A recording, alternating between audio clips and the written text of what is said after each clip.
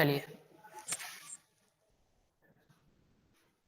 अब सबसे इंटरेस्टिंग, सबसे मोस्ट इंपॉर्टेंट जो हम शुरू करेंगे वो प्लांक क्वांटम थ्योरी समझेंगे। प्लांक क्वांटम थ्योरी, प्लांक नाम के वैज्ञानिक ने क्या बताया, इन्होंने रेवोल्यूशन ला दिया पूरी लाइट थ्योरी में। प्लांक ने बताया कि भाई ऐसा है, जो लाइट मतलब एक्चुअली क्या था ना, जो प्लांक है इन्होंने क्या, ब्लैक बॉडी रेडिएशन होता था, ब्लैक बॉडी रेडिएशन। तो उन्होंने बताया जैसे कोई बॉडी है, कोई बॉडी हीटेड है, आपने कहीं लकड़ी में आग लगा दी और लकड़ी से आपके पास रेडिएशन आ रहे हैं, लाइट की बात नहीं कर रहा हूँ, हीट रेडिएशन की बात कर रहा हूँ।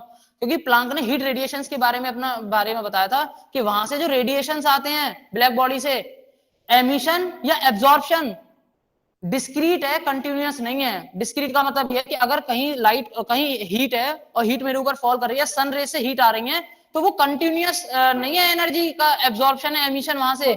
डिस्क्रीट है, डिस्क्रीट। डिस्क्रीट का मतलब जैसे मान लीजिए मैं आपसे बोल रहा हूं, तो मैं लगातार बोल रहा हूं, आपके कानों में कंटिन्यूअस साउंड वेव्स जा रहे हैं, और जैसे मैं रुक रुक करके बोलूं तो वो डिस्क्रीट हो गया। तो ऐसे ही जो एनर्जी का एमिशन या एब्जॉर्प्शन है वो डिस्क्रीट है, कंटिन्यूअस नहीं है। तो प्लांक ने तो इतनी बात कह के छोड़ दिया, और उन्होंने ये भी बताया कि E equal to h nu. उन्होंने बताया कि जो एनर्जी का रेडिएशन का एब्जॉर्प्शन एमिशन है वो एक पैकेट की फॉर्म में होता है, और उस पैकेट, अच्छा बेटा स्पेलिंग में ना कहीं सी लिखते हैं और कहीं सी नहीं लिखते, तो इसमें आप कंफ्यूज मत होना। प्लांक्स क्वांटम थ्योरी में उन्होंने बस इतने बात बताई कि E equal to h nu, और यहीं से आइंस्टीन को बड़ा यहाँ से सपोर्ट मिला, और आइंस्टीन ने ना नोबेल प्राइज ले लिया। वर्क विलियम क्रूक्स का, इन दुनिया भर के साइंटिस्टों ने वर्क किया। जब उस समय सन 1900 के आसपास, 1890 के बाद 1900 के आसपास ये सारी चीजें लेनार्ड वगैरह सब वर्क कर चुके थे, लेकिन ना ये लोग ये नहीं बता पा रहे थे कि भाई लाइट, तुम तो कह रहे थे वेव नेचर है, तुमने इंटरफेरेंस समझा दिया, डिफ्रैक्शन समझा दिया, पोलराइजेशन समझा दिया, इवन रिफ्रैक्शन और रिफ्लेक्शन भी हाइजीन ने कह दिया, मैं अपनी वेव थ्योरी से एक्सप्लेन कर दिया सबको। बेटा ये तो तुम्हारा ये तो फेल हो रहा है। फोटो इलेक्ट्रिक इफेक्ट मैंने जैसे अभी आपको पिछली क्लास में बताया कि वेव नेचर से फोटो इलेक्ट्रिक इफेक्ट एक्सप्लेन नहीं हो सकता। केवल एक यहीं पे आकर के गाड़ी रुक गई, दुनिया के सारे हमारे जो है फिनोमेना एक्सप्लेन हो। एक क्रॉम्पटन इफेक्ट भी है, क्रॉम्पटन, वो भी एक्सप्लेन नहीं होता। अच्छा, उसी समय पर उसी समय के दौरान प्लांक ने कहा कि भाई एनर्जी प्लैकेट के फॉर्म में चलती है। एच उन्होंने अपना नाम दे दिया 6.63 10 की पावर -34 जूल सेकंड। इसकी यूनिट है, याद रख लेना हमेशा, जूल सेकंड इसकी यूनिट आती है प्लांक कांस्टेंट की। और बताया कि न्यू है ना, ये फ्रीक्वेंसी है, लाइट की फ्रीक्वेंसी है ना। अच्छा चलो, मैंने कहा कि कोई लाइट रे है और मैं न्यू को क्या लिख सकता हूं, एच सी बाई लैम्डा, है ना, h is to h c by lambda. बेटा एक एक नंबर के क्वेश्चन आते हैं। 4000 एंगस्ट्रॉम की लाइट है, कितनी एनर्जी कैरी करके चल रही है। एक क्वेश्चन आया पेपर में कि the light of 4000 angstrom how much energy does carry. तो आपने कहा सर, जैसे क्वेश्चन है कि अगर लैम्डा की वैल्यू 4000 एंगस्ट्रॉम है तो आप E is equal to h c h nu या h c by lambda 6.6 into यही लगा लेते हैं, 6.623 भी कह लेते हैं, 10 की पावर -34 इंटू ई सी की वैल्यू 3 इंटू 10 की पावर 8 और 4000 इंटू 10 की पावर -10। ठीक है ना बच्चों, आंसर आ गया। एक नंबर का क्वेश्चन कभी कभी पूछ लेता है, दुनिया भर के इस तरीके से हम लोग समझते हैं। प्लांक ने जब इतनी बात कही तो आइंस्टीन ने कहा भाई एक काम करते हैं कि मैं क्यों ना ये कहूं कि रेडिएशन नहीं, लाइट खुद एक पार्टिकल नेचर की तरह वर्क करती है। आइंस्टीन ने एक इतनी बात चेप दी प्लांक की उठा के कि जो लाइट है ना, लाइट वो पैकेट की फॉर्म में ट्रेवल करती है, और हर पैकेट को क्वांटा नाम दे दिया। क्वांटा पहले नहीं दिया था इन्होंने, क्वांटम थ्योरी क्वांटा नाम पहले नहीं था, वो तो सिंपल इतना बोल रहे थे कि डिस्क्रीट कंटीन्यूअस पैकेट की फॉर्म में ट्रेवल करती है। पर आइंस्टीन लोगों ने मिलकर कह दिया भाई ऐसा है, इस पैकेट का नाम क्वांटा कह दो। तो इसलिए इस थ्योरी का नाम प्लांक क्वांटम थ्योरी पड़ा। ठीक है, जो भी लाइव वाले बच्चे हैं वो कमेंट करके बताना। ठीक है, यश ठाकुर जो भी है कमेंट कर दे, कमेंट नहीं सॉरी बेटा, अनम्यूट करके बताना। तो प्लांक क्वांटम थ्योरी एग्जिस्टेंस में आई। अब आइंस्टीन को बड़ा मजा आया, उन्होंने फोटो इलेक्ट्रिक इफेक्ट को कैसे एक्सप्लेन किया। तो Einstein's explanation of photo electric effect, तो प्लांक क्वांटम थ्योरी के बाद let us understand Einstein's explanation of photo electric effect. Paper में यही आता है, आइंस्टीन ने क्या इक्वेशन दी, वो 3 इक्वेशन लिख के दिखा दो और आइंस्टीन के लॉ को समझा दो कि भाई उन्होंने कैसे समझाया, प्लांक फोटो इलेक्ट्रिक इफेक्ट को कैसे समझाया है। ठीक है, तो वो हम लोग समझते हैं। Einstein's explanation of photoelectric effect, explanation of photoelectric effect।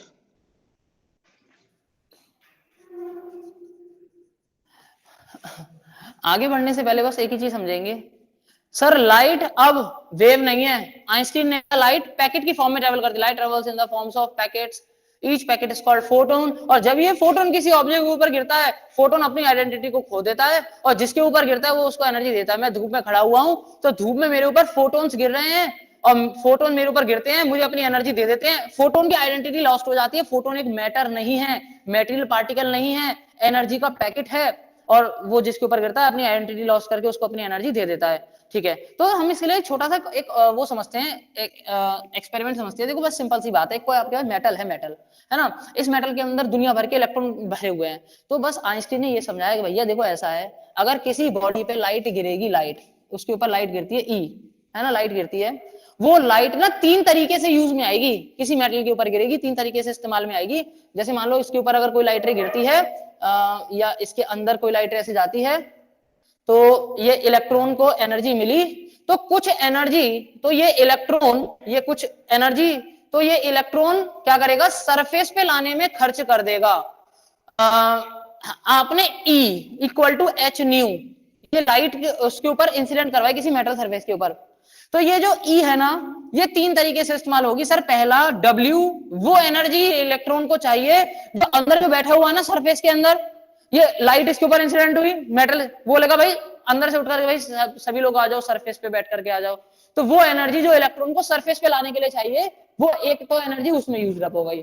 दूसरी एनर्जी यूज अप होगी वर्क फंक्शन में, जिसको W नॉट कहते हैं, और एनसीईआरटी की बुक में फाई नॉट लिखा हुआ है, कंफ्यूजन मत होना, एक ही बात है, लेकिन सभी बुकों में W नॉट लिखा हुआ है। वर्क फंक्शन वो एनर्जी है जो इलेक्ट्रॉन को ना सरफेस से लिबरेट कर देगी। इलेक्ट्रॉन यहाँ आ गया, यहाँ आ गया, इलेक्ट्रॉन यहाँ, मेरा इलेक्ट्रॉन बैठा है, ठीक है, तो ये वो एनर्जी इलेक्ट्रॉन को चाहिए इसका बंधन छोड़ के ऊपर चला जाए, तो जस्ट इसके बंधन से मुक्त हो जाए, सरफेस के बंधन से मुक्त हो जाए, उस एनर्जी को वर्क फंक्शन कहते हैं। और सर जो बाकी बची कुछ एनर्जी है ना, वो कहेगा चल भाई तू उसको अपनी जेब में रख और जितनी एनर्जी तुझे मिली उससे तू भागना शुरू कर दे।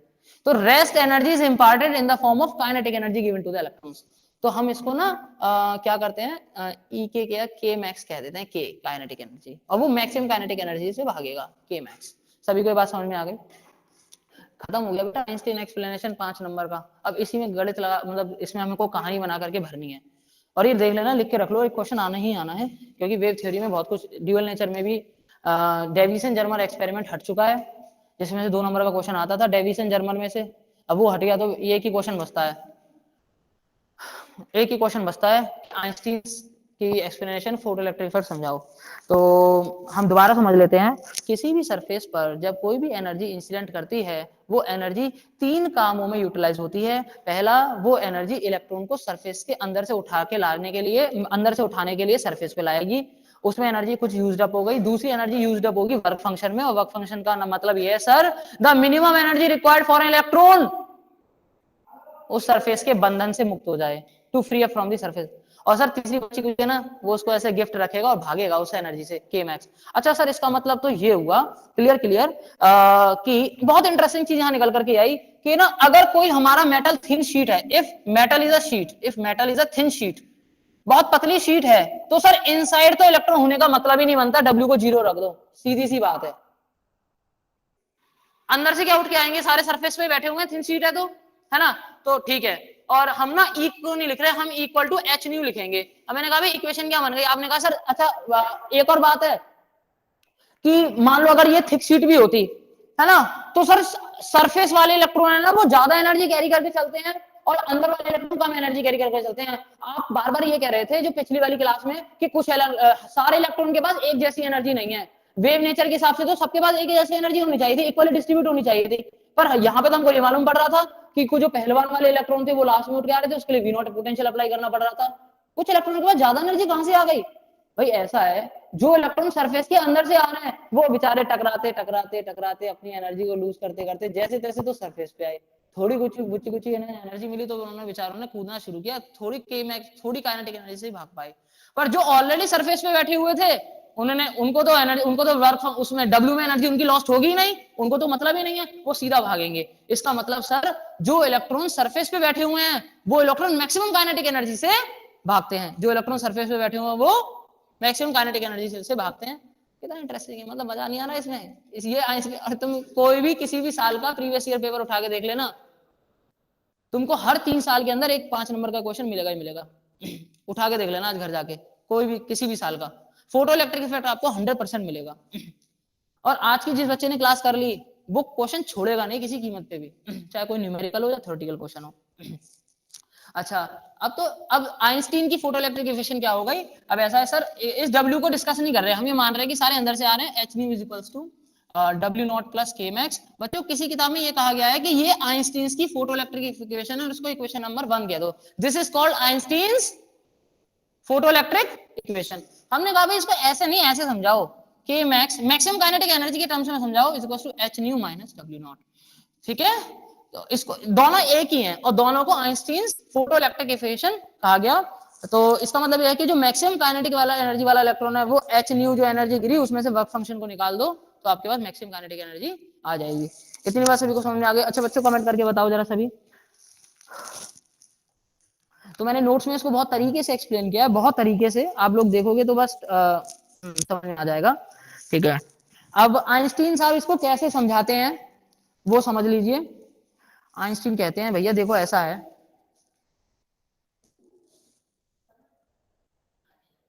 ठीक है ध्यान दीजिए इधर,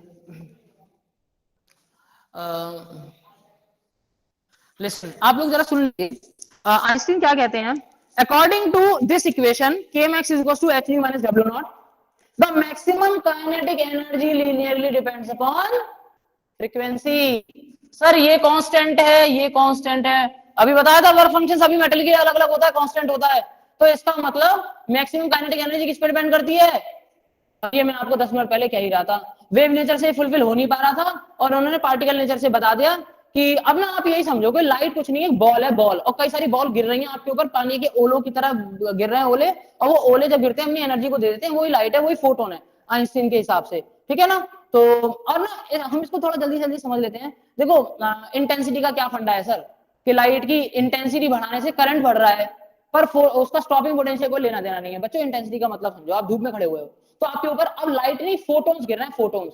अगर बच्चों लाइट की इंटेंसिटी बढ़ती है ना तो रेट ऑफ फोटोन ज्यादा बढ़ जाएंगे, एनर्जी ज्यादा नहीं बढ़ेगी। अभी तुम्हारे पास 50 फोटोन गिर रहे हैं, या तुम ये समझो कि तुम्हारे पास फोटोन गिर रहे हैं, इंटेंसिटी 100 फोटोन गिरेंगे हर एक सेकंड में, पर unit area per unit time. वो इंटेंसिटी की डेफिनेशन है, कितने फोटोन गिरे पर unit area per unit time, वो फोटोन है, वो इंटेंसिटी है। अगर किसी की इंटेंसिटी वीक है, मैं कह रहा हूं 10 फोटोन पर unit area per unit time गिर रहे हैं, इंटेंसिटी बढ़ा दो, इसका मतलब 10 नहीं 50 गिर रहे हैं, और बढ़ा दो 100 फोटोन्स पर unit area per unit time. तो फोटोन का मतलब सर ज्यादा इंटेंसिटी का मतलब ज्यादा फोटोन को गिरना है, इसका मतलब ये नहीं है कि एनर्जी बढ़ा रहे हो आप। अच्छा, ज्यादा फोटोन गिरेंगे तो ज्यादा इलेक्ट्रॉन निकलेंगे पर आप एनर्जी नहीं बढ़ा रहे उनकी। अच्छा, आइंस्टीन ने समझाया भैया ऐसा है, देखो एक फोटोन है ना, एक फोटोन का एक इलेक्ट्रॉन से कॉलिजन हो रहा है, एक फोटोन का एक इलेक्ट्रॉन से इन इलास्टिक कोलिजन है। इन इलास्टिक का मतलब ये है एनर्जी देनी है। बच्चों इस वर्ड को याद रखना, इन इलास्टिक है, इलास्टिक नहीं है ना? तो 1-to-1 कॉलिजन है, फोटोन ने इलेक्ट्रॉन को एनर्जी दी, इलेक्ट्रॉन भाग गया, फोटोन इलेक्ट्रॉन की एनर्जी ने 10 फोटोन गिरे, 10 इलेक्ट्रॉन है, ऐसा नहीं है कि एक फोटोन 2 इलेक्ट्रॉन के में एनर्जी को देगा, इसको भी दे दे इसको भी दे दे, समझ रहे हो ना आप लोग? ठीक है, तो अब सुनिए जरा इस कहानी को। Maximum kinetic energy depends linearly on frequency and is independent of the intensity of incident radiation. क्या यहाँ पर कहीं इंटेंसिटी का कोई डिस्कशन हुआ? अब बच्चों हम पहले भी समझ रहे थे ना के मैक्स इंटेंसिटी पर डिपेंड नहीं करती।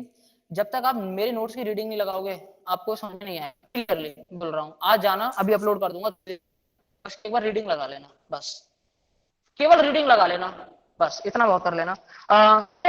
This has happened because in Einstein's picture photoelectric effect arises from the absorption of a single quantum of radiation by a single electron। एक क्वांटम एक इलेक्ट्रॉन को एनर्जी दे रहा है। The intensity of radiation is irrelevant to the basic process. Intensity से sir कोई लेना देना नहीं है। Second, K max should be non negative. अच्छा सर अब आप ना मुझे इसमें उसका फंडा समझाओ। वो आप कह रहे थे threshold frequency, cut off frequency की आप बात कर रहे थे कि कट ऑफ फ्रीक्वेंसी से नीचे की अगर फ्रीक्वेंसी की लाइट रेज तो कोई रेडिएशन नहीं होगा। सब यहाँ पे आइंस्टीन से बोला गया भाई समझाओ, ये न्यू जो थे कह रहे थे ना, new not cut off frequency होनी चाहिए, उस फ्रीक्वेंसी से कम की लाइट। आप कितनी भी डिम से डिम लाइट रख लो लेकिन आपको कुछ फ्रीक्वेंसी देनी पड़ेगी, अगर वो फ्रीक्वेंसी नहीं थी तो लाइट इंसिडेंट मतलब फोटोन बाहर नहीं आएंगे। उन्होंने कहा भैया देखो सिंपल सी बात है, यहाँ आपको के मैक्स पॉजिटिव रखना है, तो मैक्सिमम काइनेटिक एनर्जी पॉजिटिव हो सकती है, नॉन कभी नेगेटिव तो हो नहीं सकती है, हमेशा कैसा नंबर है नॉन नेगेटिव है ना, पॉजिटिव नंबर है। अगर ये नॉन नेगेटिव है, ये पॉजिटिव है, यहां देखो भाई, तो सर ये वाली वैल्यू इससे बड़ी होनी चाहिए, ये वाली वैल्यू इससे कैसी होनी चाहिए, बड़ी होनी चाहिए। Since k max is a non negative number, k max is a non negative number, ठीक है ना। So h nu should be greater than W nought. अच्छा, ये डब्ल्यू नॉट क्या है सर? देखो मैं अब डब्ल्यू नॉट का फंडा समझते हैं। डब्ल्यू नॉट का फंडा एक छोटा सा कॉन्सेप्ट है, ये एनर्जी गिरी है ना, एनर्जी गिरी, मैं कह रहा हूं इतनी एनर्जी गिराओ केवल कि बेचारा इलेक्ट्रॉन लिफ्ट अप हो जाए, भागे नहीं। पहली बात तो ये कि हम ये मान रहे हैं कि इलेक्ट्रॉन सरफेस पे बैठा हुआ है, और दूसरी बात हम ये मान रहे हैं कि भैया तुमने इतनी इलेक्ट्रॉन एनर्जी दी कि हम तुम्हें भागने की जरूरत नहीं है, बस उससे अपना बंधन से मुक्त हो जाओ सरफेस के। तो वो उस एनर्जी को वर्क फंक्शन कहते हैं ना, वो एनर्जी जो जस्ट लिफ्ट अप करा दे वो वर्क फंक्शन होती है ना। तो बच्चों यहां से क्लियर हो गया कि सर जो वर्क फंक्शन है ना डब्ल्यू नॉट, ये एच न्यू नॉट के बराबर है, और न्यू नॉट वो मिनिमम फ्रीक्वेंसी है जो इलेक्ट्रॉन को उठा देगी। समझ गए बच्चे? किसी को कोई doubt? W not H new not के बराबर है, नहीं है ना, डाउट नहीं है ना। अच्छा, मैं डब्ल्यू नॉट की जगह यहाँ एच न्यू नॉट लिखता हूं, तो एच से एच कट गया, और यहां से सर ये क्लियर हो गया कि अगर आप एमिशन कराना चाहते हो तो न्यू की वैल्यू न्यू नॉट से ज्यादा होनी चाहिए। अगर सर न्यू की वैल्यू न्यू नॉट से ज्यादा नहीं होगी ना, तो वो बेचारा इलेक्ट्रॉन वर्क फंक्शन उसका वर्क नहीं करेगा, इलेक्ट्रॉन मुक्त नहीं होगा उसके सरफेस से। इस तरीके से उन्होंने कट ऑफ फ्रीक्वेंसी का फंडा समझाया। बड़ा सीरीज में है सारी चीजें, पहले आप एक्सपेरिमेंटल ऑब्जर्वेशन समझाएंगे, लेनार्ड के लॉ बताएंगे, तीनों ग्राफ आपको याद होंगे, straight line, saturation, cut off, और तीसरा स्टॉपिंग पोटेंशियल का फ्रीक्वेंसी के साथ रिलेशन। अब आइंस्टीन की तीसरी कहानी सुनते हैं। इन दिस पिक्चर, आइंस्टीन के द्वारा प्रस्तुत की गई पिक्चर में, in this picture the intensity of radiation is proportional to the number of energy quanta per unit area per unit time. समझ गए ना? ठीक है। The greater the number of energy quanta available, the greater the number of electrons absorbing the energy quanta, and greater therefore is the number of electrons coming out of the metal.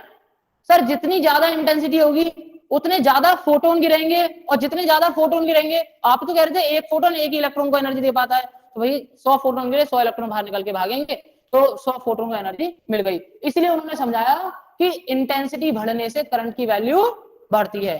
जितने उन्होंने ये बात पहले clear कर दी ना कि एक photon एक इलेक्ट्रॉन को एनर्जी देगा, और जितने फोटोन उतने, जितनी इंटेंसिटी उतने फोटोन, और जितने फोटोन उतने इलेक्ट्रॉन निकलेंगे। पर यहाँ एक बात का सर विशेष ध्यान रखना, इस सारी प्रोसेस में इंसिडेंट रेडिएशन की फ्रीक्वेंसी कैसी होनी चाहिए? कट ऑफ फ्रीक्वेंसी से ज्यादा होनी चाहिए। किससे ज्यादा होनी चाहिए? थ्रेशोल्ड फ्रीक्वेंसी या कट ऑफ फ्रीक्वेंसी से ज्यादा होनी चाहिए। Fine, that's great. आइंस्टीन की थ्योरी खत्म। लास्ट पॉइंट बचता है कि टाइम लगेगा, वो बता रहे थे सिस्टम कि वेव नेचर के हिसाब से तो 2 घंटे लग जाएंगे एक इलेक्ट्रॉन को एनर्जी लेने में, और आप यहाँ तो ऑब्जर्वेशन नहीं देखा गया, लाइट इंसिडेंट करवाओ एनर्जी है, लाइट इंसिडेंट नहीं करवाओ इलेक्ट्रॉन नहीं आ रहे, इंस्टेंटेनियस प्रोसेस है। आइंस्टीन ने समझाया कि भैया देखो ऐसा है कि जो फोटोन किसी ऑब्जेक्ट पे गिरते हैं ना, वो अपनी एनर्जी तुरंत दे देते हैं, बस खत्म, दैट्स इट। इसलिए इंस्टेंटेनियस प्रोसेस है। इन्होंने प्लांक को उठाया, प्लांक की क्वांटम थ्योरी उठाई और वहां चेप दिया, और इनको नोबेल प्राइज मिल गया। समझ गए सही बच्चे? ठीक है।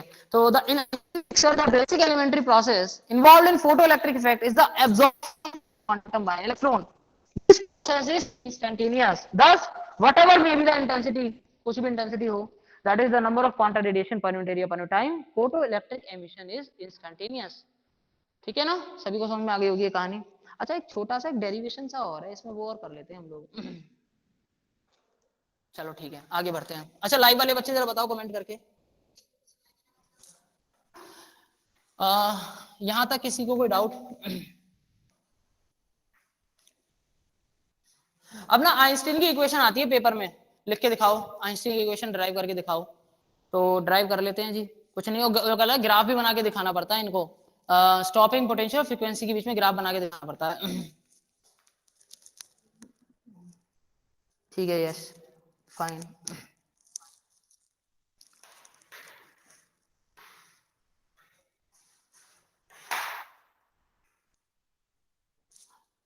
आवाज आ रही है भाई।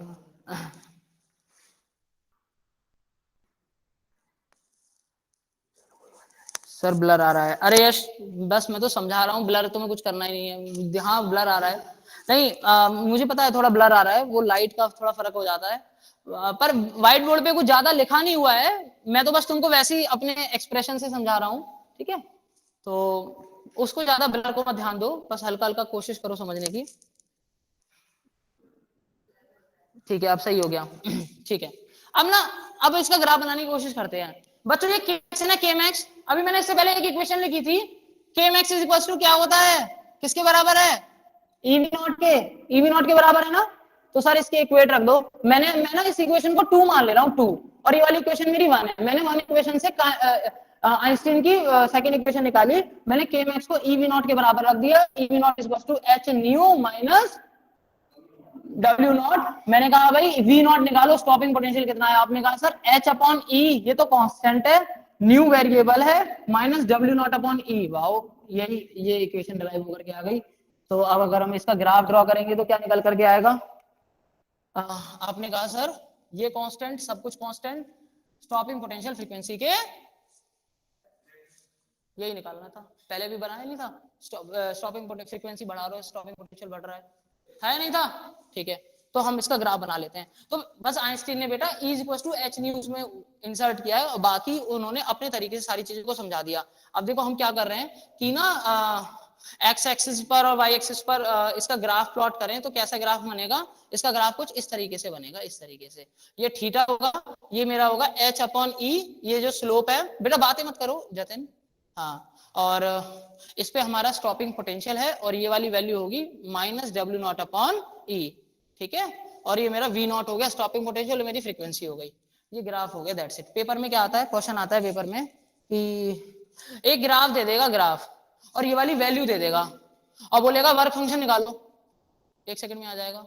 ये वाली वैल्यू किसके बराबर होगी, इंटरसेप्ट ऑन वाई एक्सिस किसके बराबर होगा, work function upon electronic charge के। ये ग्राफ दे देगा आपको पेपर में, और बोलेगा वर्क फंक्शन निकालो, स्लोप ये कह देगा स्लोप किसके बराबर, ठीक है ना। देखो बेटा आपने ये क्वेश्चन ली, y equal to mx plus, straight line की क्वेश्चन आनी है, ये m स्लोप है, c intercept on y axis, negative y axis, तो ये m स्लोप हो गई, मैंने x एक्सिस पे फ्रीक्वेंसी ले ली, स्लोप मेरा h अपॉन e के बराबर हो गया, y इक्वल टू mx, और c यानी intercept on y axis w upon e। एक ग्राफ निकल करके आ गया, इज इट क्लियर। अरे ग्राफ प्लॉट किया है, y equal to mx plus c is a straight line और not, y is equal to mx plus c is a straight line, है ना, y equal to mx plus c is a straight line. तो मैंने क्या किया, मैंने y axis पे इसको रख लिया, x एक्सिस पे इसको रख लिया, m is the slope, m is the slope, और c is the intercept on y axis, c is the intercept on y axis. अगर मान लो आपको पेपर में कोई क्वेश्चन दे दे और यहाँ ना कुछ वैल्यू लिख दे कि मान लो इसकी वैल्यू 2 × 10 की पावर -3 ऐसे करके कुछ वैल्यू दे दी है, और आपसे बोल रहा है वर्क फंक्शन निकालो, तो आप ये तुरंत समझ जाओगे कि ना सर ये ना W नॉट अपॉन E के बराबर था, अगर मैं स्टॉपिंग पोटेंशियल और फ्रीक्वेंसी के बीच में ग्राफ ड्रॉ करता हूं तो, ठीक है। तो ये एक ग्राफ हमको समझ में आ गया। अब हम लोग कुछ इंपॉर्टेंट फॉर्मूले लिख लेते हैं और ये हमारा टॉपिक खत्म हो गया।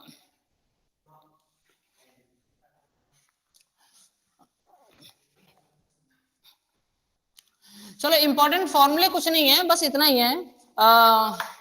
एनर्जी जो दी वो sir H new not work function में, और के मैक्स कुछ काइनेटिक एनर्जी में चली गई, ठीक है। और के मैक्स ईवी नॉट के बराबर होता है, ये बच्चों आप लिख लेना कुछ important formulas, and is equals to h nu minus nu naught, ठीक है। कोई डाउट किसी को। के मैक्स की वैल्यू भी लिख सकते हैं, के मैक्स की वैल्यू क्या है, हाफ, ये v है। अच्छा यहाँ पे एक बात हमको याद रखनी है कि ना वेलोसिटी का सिंबल ऐसे है और फ्रीक्वेंसी का सिंबल न्यू है, ये वेलोसिटी है, this is my velocity, this is my frequency, on this is capital V is my potential, ठीक है ना। तो देखो मैंने के मैक्स क्या लिख दिया, half m max square is equal to h nu. ये ना पेपर में आपसे बोलेंगे कि आइंस्टीन की फोटोइलेक्ट्रिक इफेक्ट से पहले तो एक्सप्लेन कर दो, तो तुमने क्या किया, तुम कैसे इसको स्टार्ट करोगे, तुम बोलोगे एक मेटल सरफेस पे एनर्जी गिरी 3 पार्ट में डिवाइड हुई 1 2 3 E equals to W plus W naught plus K max, उसको समझा दिया और उसके बाद ना 3 लाइनों में समझा दोगे। जैसे मैंने आपको 3 पॉइंट बताया। पहला पॉइंट ये है कि सर वो ना एनर्जी क्वांटा के फॉर्म में चलती है, जिस भी इंटेंसिटी का मतलब ये है नंबर ऑफ फोटोन पर यूनिट टाइम, जितनी इंटेंसिटी बढ़ेगी उतने इलेक्ट्रॉन फोटोन बाहर आएंगे। पहला पॉइंट खत्म। दूसरे पॉइंट में समझा दोगे कि सर के मैक्स नॉन नेगेटिव नंबर होना चाहिए, इसलिए न्यू की वैल्यू न्यू नॉट से ज्यादा होनी चाहिए, है ना। और तीसरा पॉइंट ये समझा दोगे सर ऐसा है जो फोटोन है ना ये इंस्टेंटेनियस अपनी एनर्जी को दे देते हैं, इसलिए इंस्टेंटेनियस प्रोसेस है। तो अब हम ये नहीं कहेंगे कि लाइट जो है वो वेव नेचर है, हम ये कहेंगे ऐसा भैया वेव नेचर तो है ही है पर लाइट पार्टिकल नेचर भी है। पर ये ना एक प्रॉब्लम हो गई यहाँ पे भी क्रिएट, इन्होंने तो कह दिया अभी पार्टिकल नेचर है, कुछ साइंटिस्ट कह रहे थे वेव नेचर है। तो बीच में ना एक स्लोगन चला मतलब कंट्रीज में कि ऐसा है ऑल्टरनेट डेज होती है लाइट के, कि मंडे को, वेडनेसडे को और फ्राइडे को तो एज्यूम करो कि लाइट पार्टिकल नेचर है ना, और मंगलवार को, बृहस्पतिवार को और शनिवार को कहो लाइट वेव या पार्टिकल नेचर है, और संडे को कह दो भैया संडे को बात करना कि लाइट का कौन सा नेचर है, don't talk about anything else on Sunday, what is the nature of light. तो उस समय ये ऐसे मजाक चलते थे।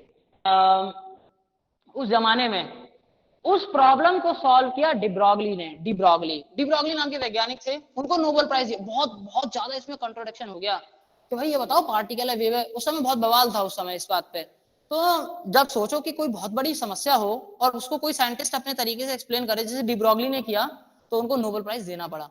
और उन्होंने पता है क्या किया, एक सिंपल सा फंडा उन्होंने अपनाया। उन्होंने कहा कि कोई भी आदमी सड़क पे चल रहा है वो भी एक वेव है, every particle is a wave. उन्होंने ये कह दिया कि जब रेडिएशन के दो नेचर हैं तो मैटर क्यों नहीं है। जब आपने ये कहा कि एक वेव पार्टिकल की तरह वर्क कर सकती है ना, तो क्यों ना एक पार्टिकल वेव की तरह वर्क करे। उल्टा सोचा बस बेटा उन्होंने, और उल्टा सोच के उन्होंने एक छोटी सी इक्वेशन दी, lambda is equals to h upon p, और उसी बात पर उनको एक इतना बड़ा फिजिक्स में नोबेल प्राइज दिया गया, क्योंकि उन्होंने बहुत बड़ी कॉन्ट्रडिक्शन को जो है सॉल्व किया था, कंट्रोवर्सी को। सो इसके कुछ फॉर्मूले मैं कंप्लीट कर लेता हूं। V naught is equals to H upon E, V nu minus V naught।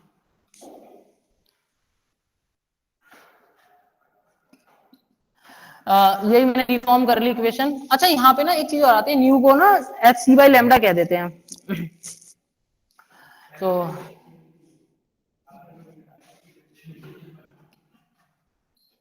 ये फॉर्मूले आपको रटे हुए होने चाहिए। बेटा एच सी और ई ये तीनों कांस्टेंट हैं और इसकी वैल्यू होती है 12375।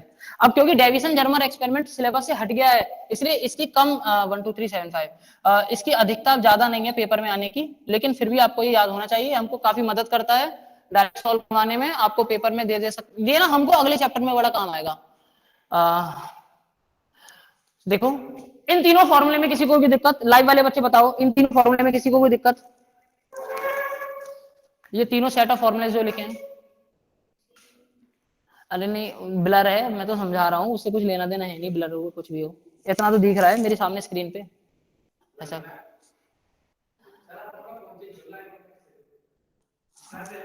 अरे बात मत करो। हाँ बेटा बताएं जल्दी, लाइव वाले बच्चे कमेंट करके बताएं।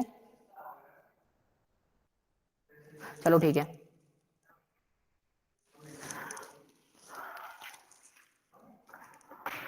ठीक है। इसमें किसी को कोई डाउट नहीं है तो तीन फॉर्मूले में याद रखने हैं। बेटा आपसे कह देगा कि वेवलेंथ इतने से इतनी हो गई तो उसकी पोटेंशियल बताओ, कितनी पोटेंशियल दूं लाइट को कि उसकी वेवलेंथ इतने से इतना हो जाए, तो लैम्डा लैम्डा नॉट की वैल्यू पुट कर दी 12375 1 upon lambda minus 1 upon lambda naught, इस तरीके से हम निकालेंगे। अब हम आते हैं मैटर वेव्स पर, de Broglie wavelength, matter waves, the last topic of this chapter, matter waves.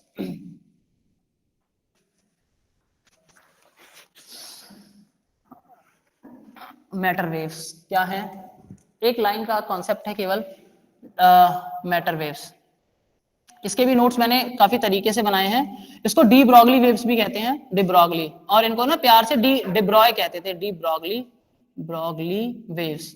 उन्होंने बताया कि भैया कोई भी मैटर जो मोशन में है, any matter which is having some momentum, ये एनी है ना, मोमेंटम का मतलब क्या है, जो मोशन में और इसके पास खुद का कुछ मास है, वो एक वेव है। कोई ट्रेन चल रही है, ट्रेन भी एक वेव है, ट्रेन एक वेव की तरह चल रही है। आपने एक बॉल की, बॉल भी एक वेव है, मैं चल रहा हूं, हर व्यक्ति जो मोशन में है वो एक वेव है, तो क्यों ना लाइट एक वेव है। तो यहाँ ये कंट्रोवर्सी सोल्व हो गई। उन्होंने कहा भैया जो लाइट है ना ये पार्टिकल ही है, ये है तो पार्टिकल ही, पर क्योंकि ये पार्टिकल मोशन में है इसलिए कैसे वे कवर वेव की तरह। तो यहाँ सॉल्व हो गई कि हर पार्टिकल लाइट पार्टिकल नेचर की है और पार्टिकल क्योंकि मोशन में इसलिए वो वेव है। प्रॉब्लम सॉल्व हो गई ना बेटा। यहाँ पर भाई लाइट की उन्होंने कहा वेवलेंथ क्या होगी ये तो बताओ, तो उन्होंने कहा lambda equals to h upon p। इन्होंने विचारों ने प्लांक के ये प्लांक का ये कांस्टेंट इस्तेमाल किया और p क्या है मोमेंटम, इन्होंने ये कह दिया lambda equals to h upon mv। मैं इसको ये कह सकता हूँ, ठीक है, कोई दिक्कत किसी को? तो बेटा ये आपका निकल कर आ गया। अब क्वेश्चन आता है, एक 100 ग्राम की बॉल 10 मीटर पर सेकंड की स्पीड से चल रही है, बताओ उसकी वेवलेंथ कितनी होगी? जरा निकालिए सभी बच्चे, क्वेश्चन लिखो सभी बच्चे। सभी को समझ में आ गया ना? क्वेश्चन लिखो। h की वैल्यू 6.63 10 की पावर -34। हाँ निकालो यार, तो निकालना तो है ही।